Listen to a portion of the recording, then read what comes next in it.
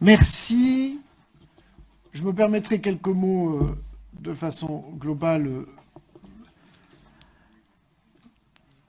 La question qui est au fond un peu posée derrière celle-là, c'est... Il y a des politiques nationalement posées, qui sont soutenues, qui ne sont pas soutenues, et qui, pour toutes, ont des impacts territoriaux. On les connaît, ça a été dit, contractualisation, etc. La question qui nous est posée, avons-nous la capacité de nous adapter? Finalement, dans un but assez simple, c'est celui de respecter notre propre signature et le travail qui a été fait au travers du PLH. Je peux comprendre qu'on puisse être tenté ici ou là de dire c'est une formidable occasion finalement de ne pas pouvoir le respecter, mais en même temps nous l'avons voté. Et moi mon sujet c'est de le faire respecter. Avec Christine Garnier, nous avons reçu l'ensemble des bailleurs dès début janvier, alors que nous connaissions les impacts de la loi de finances, nous commencions à imaginer les impacts de la loi de finances et le sujet de l'évolution de la TVA, c'est le deuxième passage de la lame, avant le troisième passage, qui est évidemment la loi Elan, qui a fixé finalement là l'organisation future des opérateurs de logements sociaux notamment, leur taille, et comment tout cela allait aller avec un état d'esprit qui est connu, c'est finalement la fabrication d'opérateurs beaucoup plus gros, souvent nationaux, mais pas seulement. Et nous avons posé un cadre dès le départ avec les bailleurs, tout simplement pour dire, mais comment impacte pour vous à la fois la loi de finances, comment impacte sur vous TVA, comment impacte sur vous la loi Elan? Et là, qu'avons-nous constaté? Tout ça est extrêmement pragmatique. Ce n'est pas un jugement de valeur, nous avons tous, enfin pour certains, la plupart, manifesté notre hostilité à l'idée même que nous puissions aller vers ces éléments de la loi de finances. Mais il ne suffit pas que de manifester, il faut aussi voir quel est l'impact territorial. Et au fur et à mesure que l'impact territorial apparaissait, nous voyons apparaître en fait des situations pas du tout les mêmes en termes d'impact financier, en termes d'impact sur les bailleurs.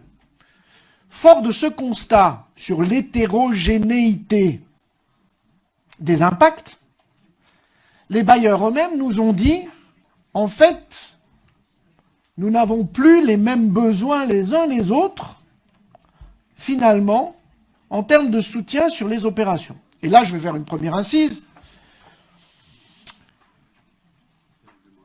Je suis plutôt quelqu'un, et l'exécutif aussi, qui a plutôt tendance à vouloir des approches uniformisées, mais lorsque l'on nous explique, les acteurs de terrain, que l'approche uniformisée n'est sans doute pas la réponse à une évolution nécessaire et qu'il nous faut trouver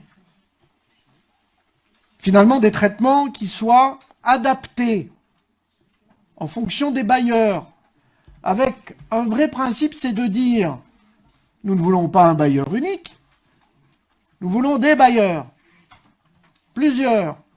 Et personne ne peut nous faire le reproche, parce que pourquoi nous avons besoin de plusieurs bailleurs?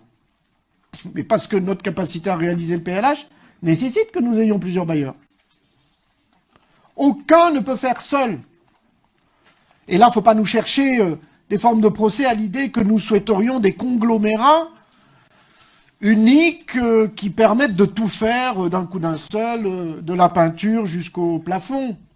C'est pas ça le sujet. C'est qu'on sait de façon pragmatique qu'on a besoin de plusieurs opérateurs. Donc, comment nous construisons les choses? Et c'est cela. Et vous le disiez tout à l'heure, ça va, ce n'est pas une subvention déguisée, Actis, c'est une subvention assumée. Parce que le besoin d'Actis dans la période, et lorsqu'il y aura effectivement la fusion, évidemment le sujet sera reposé en fonction des besoins nécessaires au moment. Donc le sujet, il est posé ainsi. Moi, je ne voudrais pas qu'on me reproche, et pourtant, c'est pas que l'on fasse, et je m'étonne que l'idée même que l'on puisse faire des approches différenciées soit un problème. Je ne savais pas que l'uniformisation était un principe toujours adapté. Et c'est intéressant que ça soit plutôt vous, d'ailleurs, Métropole d'Avenir, qui me demandiez de l'uniformisation.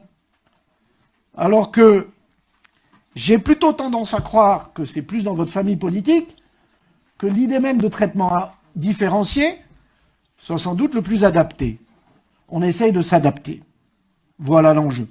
On veut une gouvernance locale, on veut être présent, on ne veut pas mettre en question la gestion urbaine et sociale de proximité, parce que le lien entre le bailleur et le locataire est essentiel. On ne veut pas dégrader la réhabilitation, on veut garder le cap de la construction de logements, on veut fabriquer un nouveau modèle. Dans un cadre maîtrisé, et pour les finances de la métropole, et pour son PPI. Et aussi, évidemment, en tenant compte de la contractualisation telle qu'elle est posée. Ça fait quand même des équations compliquées. Mais l'ingéniosité doit nous amener à trouver des réponses, à trouver des solutions. C'est ce qui est proposé en l'espèce ici. D'ailleurs, je n'oublie pas qu'il y a une autre délibération derrière, celle entre la métropole et le PFL, qui tout simplement pose les éléments, encore une fois, du foncier. Beaucoup de bailleurs nous ont dit, d'ailleurs, notre sujet, c'est le foncier. Mais oui, et c'est là. Et là aussi, je ne vois pas comment on pourrait imaginer l'idée, alors que le PLH, il prévoit parcelle par parcelle. On ne va pas les réinventer, les parcelles. On ne va pas les réinventer. Mais l'idée, c'est qu'on ait plusieurs bailleurs, plusieurs acteurs. En l'espèce, là, nous avons contractualisation, nous contractualisons, nous conventionnons avec des bailleurs où nous sommes à la gouvernance. Juste pour le rappeler. À partir du moment où nous serons invités peut-être à d'autres gouvernances, nous verrons. Et puis, on active d'autres process, la reconsolidation des fonds propres. Nous le travaillons avec la CDC et Action Logement. Là aussi, nous ne sommes pas les seuls. Donc, que nous ne sommes pas encore au bout, à l'aboutissement des choses, mais de grâce, moi j'aimerais aussi qu'à un moment donné, on puisse aussi se satisfaire que nous n'avons pas attendu qu'on soit dos au mur, mais qu'on ait un peu anticipé les changements, juste au moins par objectivité. Qu'on n'ait pas attendu qu'on soit dos au mur en disant « Ah ben on ne peut plus faire ». Non, on cherche des solutions. Ne nous reprochez pas de chercher des solutions, même si certaines sont sans doute encore incomplètes à ce stade. Mais nous avons le devoir de les trouver maintenant. Parce que tout le monde sait ici que sortir une opération de logement, c'est pas en claquant du doigt. C'est parce que ça prend du temps, d'instruction, d'ingénierie complexe. Mais il faut qu'il n'y ait pas de trou d'air. S'il y a un trou d'air, c'est les communes qui en pâtiront et c'est tout le monde qui en pâtira. Donc il nous fallait trouver évidemment ces réponses.